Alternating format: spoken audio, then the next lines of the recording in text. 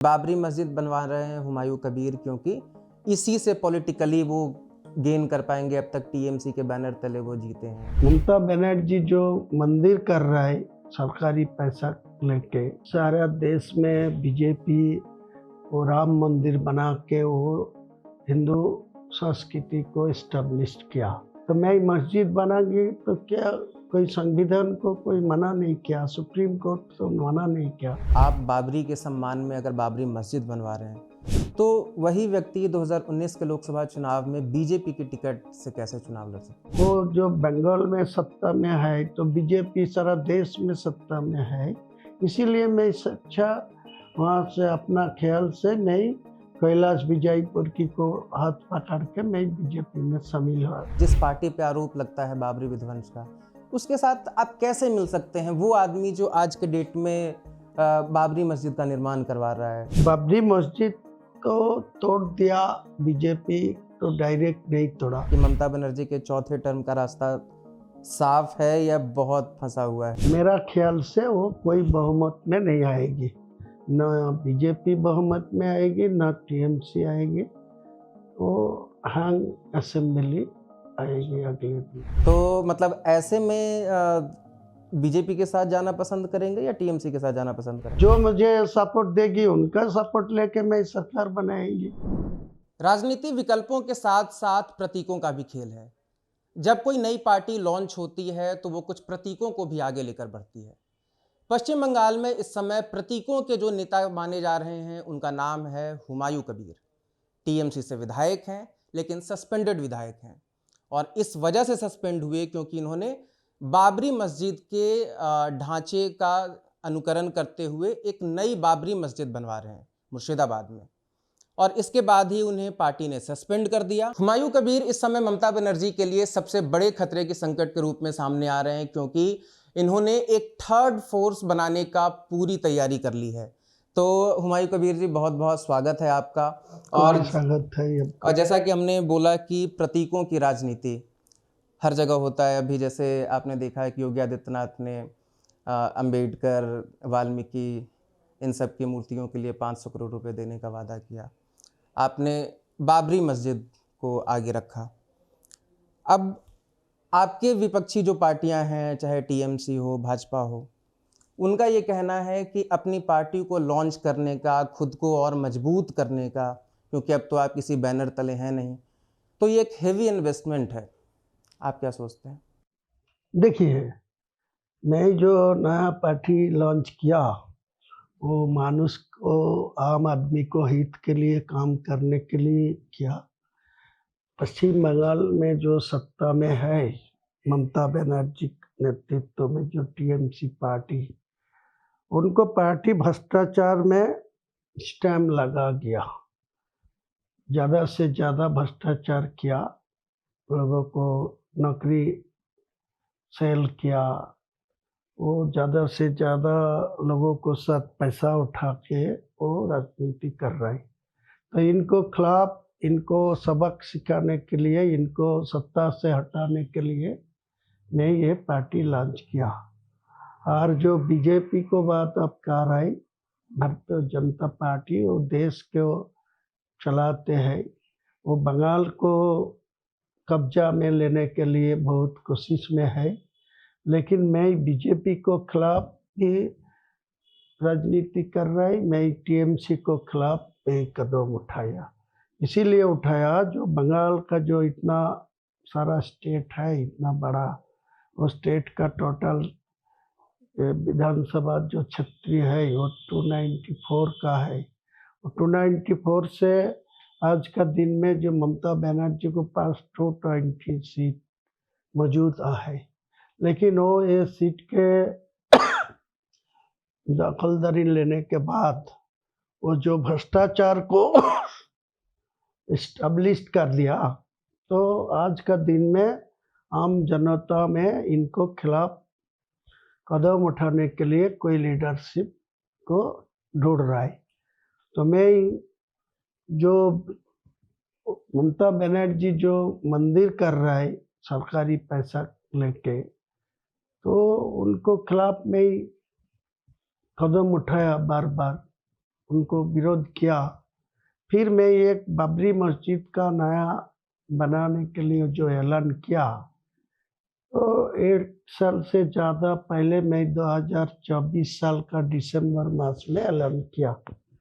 तो 25 साल 6 दिसंबर 2025 को उनको लीव रखने के लिए मैं ऐलान किया। तो 11 महीना वो ममता बनर्जी को मेरा कुछ नहीं बताया। मैं टीएमसी में था, टीएमसी में विधायक था, टीएमसी के साथ जुड़ा हुए काम करता, लेकिन मैं 13 महीना 14 महीना पहले तो मैं ऐलान कर दिया जो मैं नया बाबरी मस्जिद बनाएंगे। तो क्यों वे 11 महीना कुछ नहीं बोला। बाद में जो 2025 का जो 6 दिसंबर आने वाला है, इनके 10 दिन पहले मुझे को बुला के मना करा, जो वो बाबरी मस्जिद से कोई मस्जिद नहीं बनाना चाहते। कहीं ऐसा तो नहीं कि दूरियां बढ़ने लगी और उसके बाद आपने तैयारी कर रखी थी कि कुछ तो करना है, एंटी पार्टी एक्टिविटीज का भी आरोप लगा, तो ये सब चीजें बढ़ गई थी आपकी तरफ से? एक जब होता है ना कि आदमी जब दूरी बनाता है तो तैयारी पार्टी के भीतर रह के शुरू कर देता है। हाँ, वो तो कर दिया मैं 2023 साल से।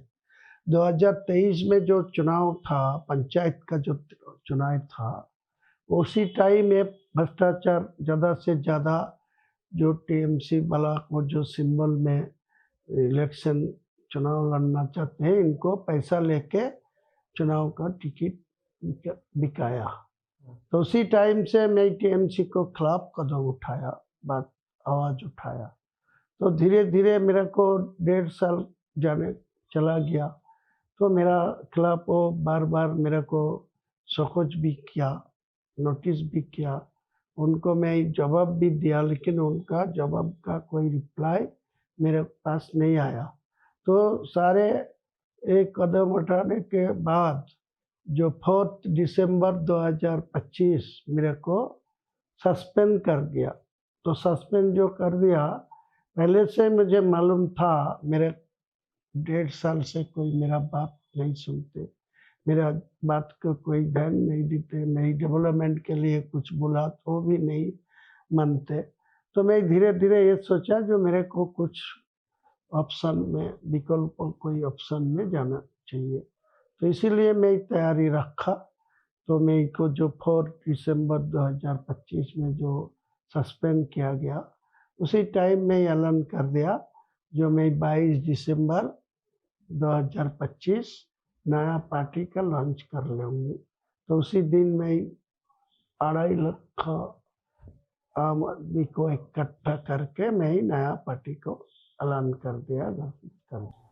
अच्छा, जैसा वो कहते हैं कि एक इन्वेस्टमेंट है अपने अपलिफ्टमेंट के लिए, कि बाबरी मस्जिद बनवा रहे हैं हुमायूं कबीर, क्योंकि इसी से पॉलिटिकली वो गेन कर पाएंगे। अब तक टीएमसी के बैनर तले वो जीते हैं, उसके अलावा वो जीते नहीं।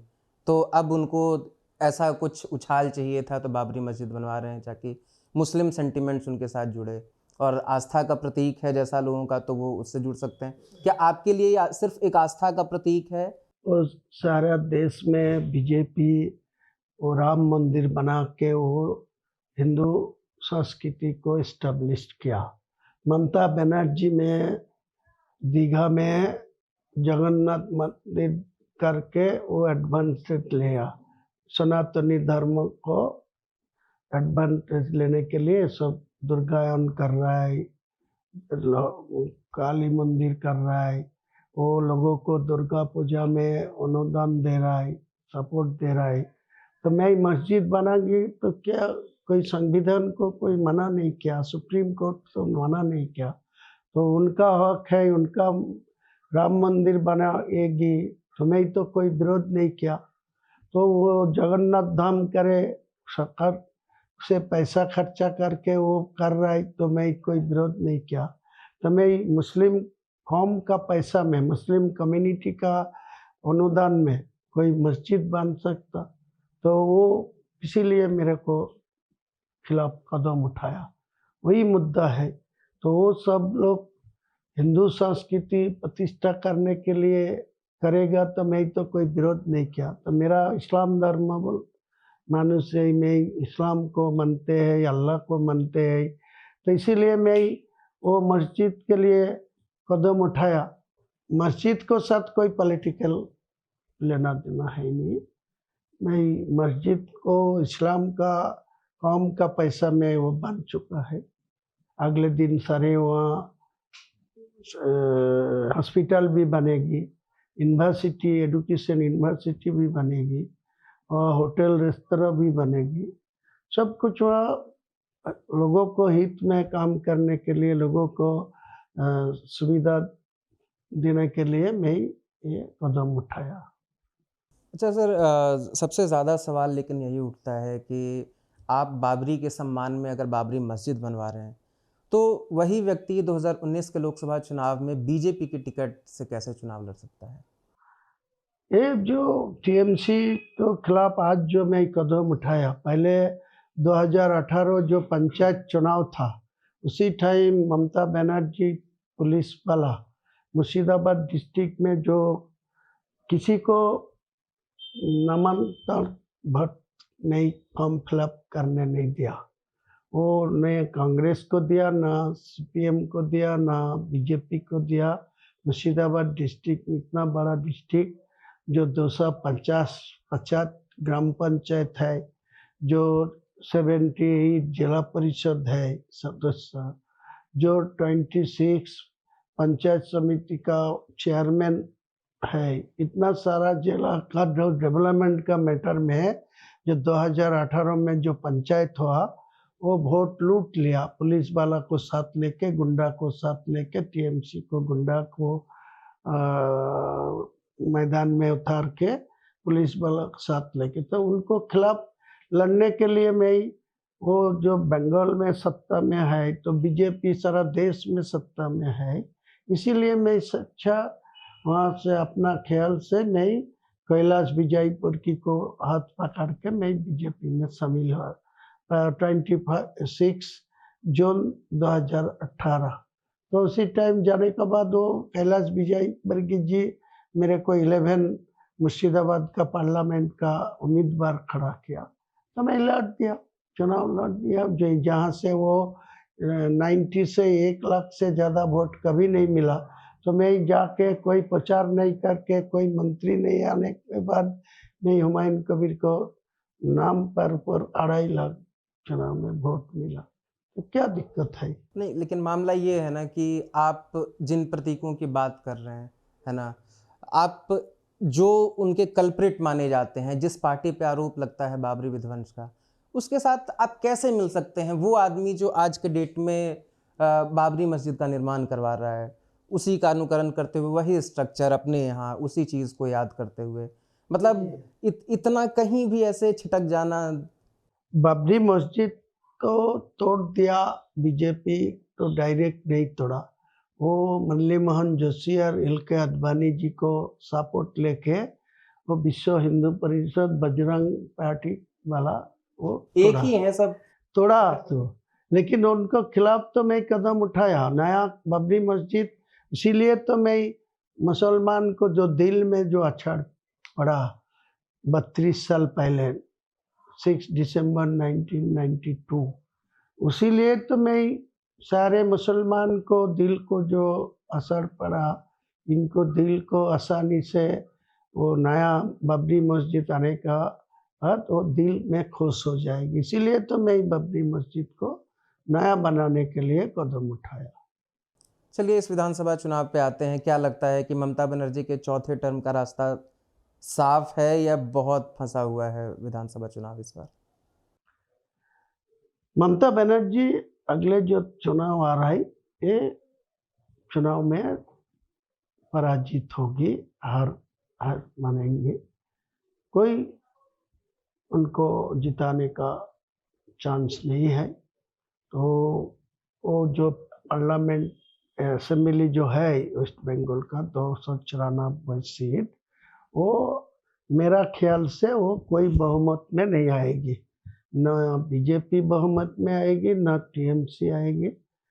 वो हैंग असेंबली आएगी अगले दिन।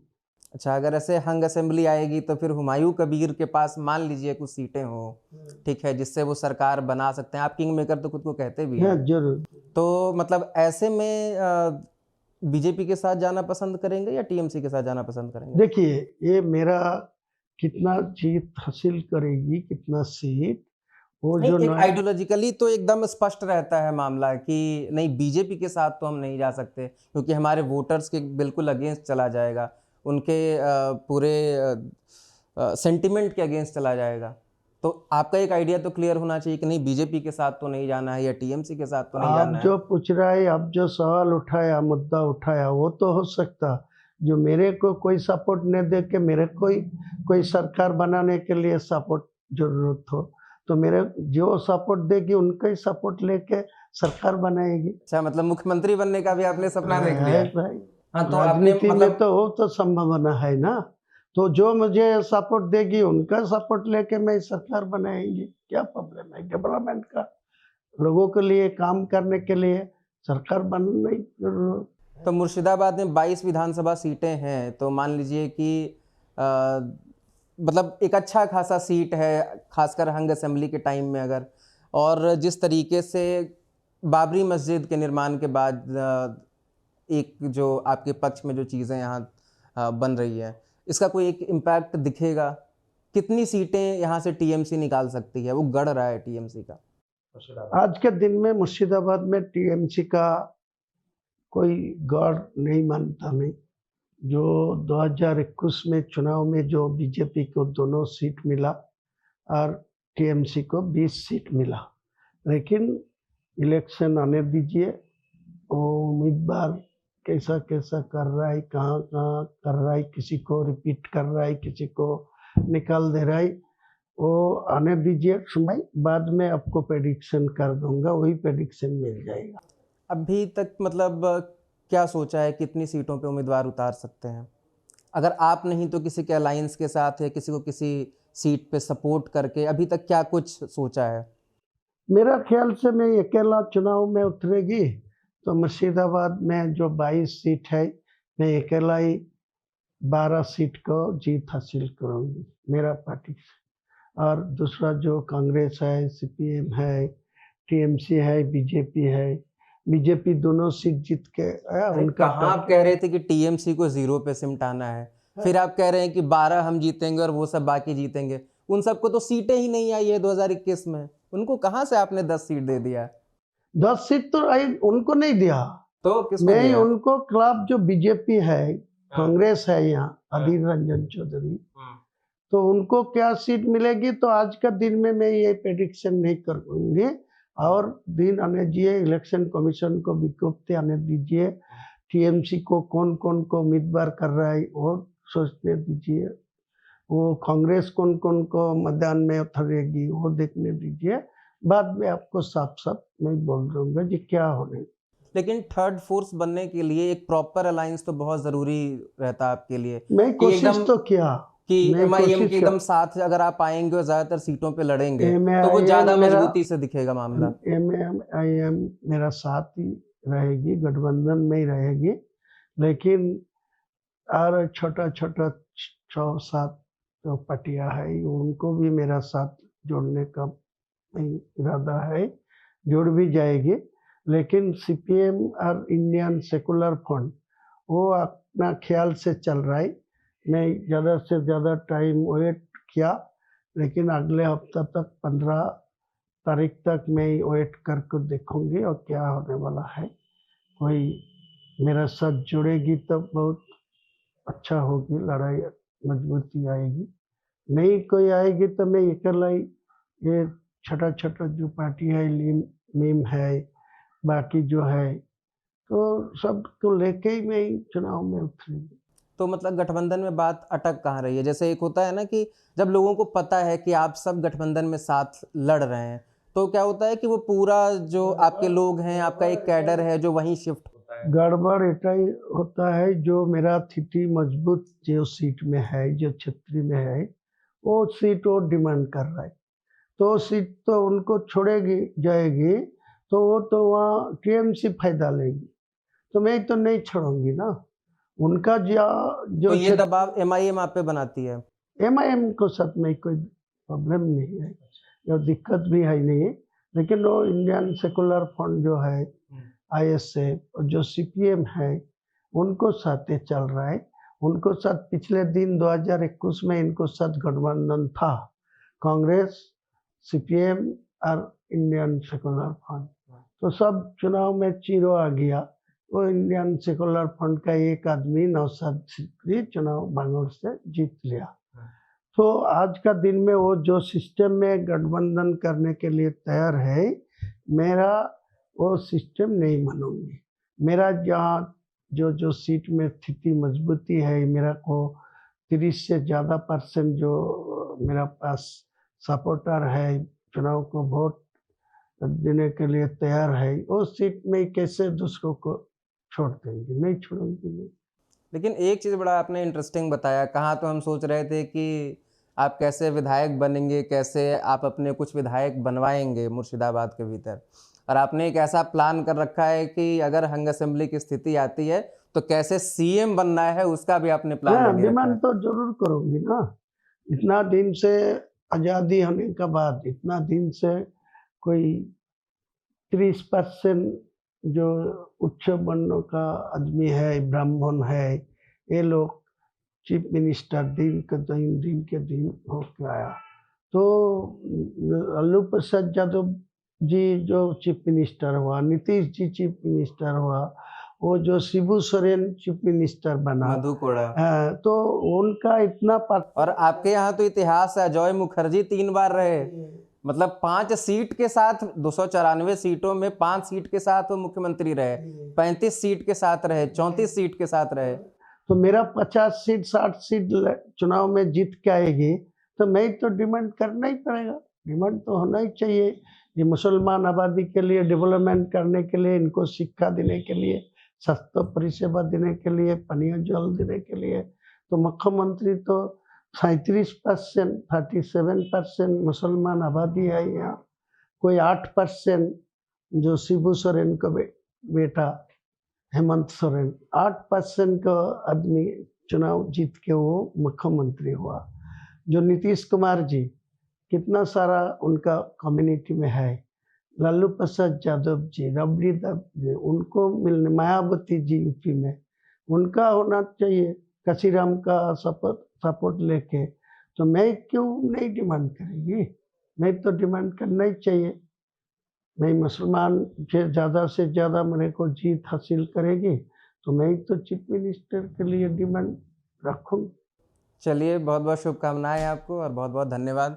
तो ये थे हमारे साथ हुमायूं कबीर, और उनका स्पष्ट तौर पे कहना है कि पोस्ट पोल अगर वो बड़ी सीटों पे जीत दर्ज करते हैं या इतनी सीटों पर जीतते हैं कि वो सरकार बनाने में मदद कर सकते हैं, अगर ऐसी स्थिति बनती है तो वो किसी भी पार्टी का सपोर्ट लेकर मुख्यमंत्री भी बनना चाहेंगे, क्योंकि इनके प्रायोरिटी में सबसे पहला इनका अपना समुदाय है जिनके हित के लिए ये काम करना चाहते हैं। तो आपको ये कॉन्वर्सेशन कैसा लगा हमें ज़रूर बताएं और जुड़े रहिए खबरगांव के साथ। नमस्कार।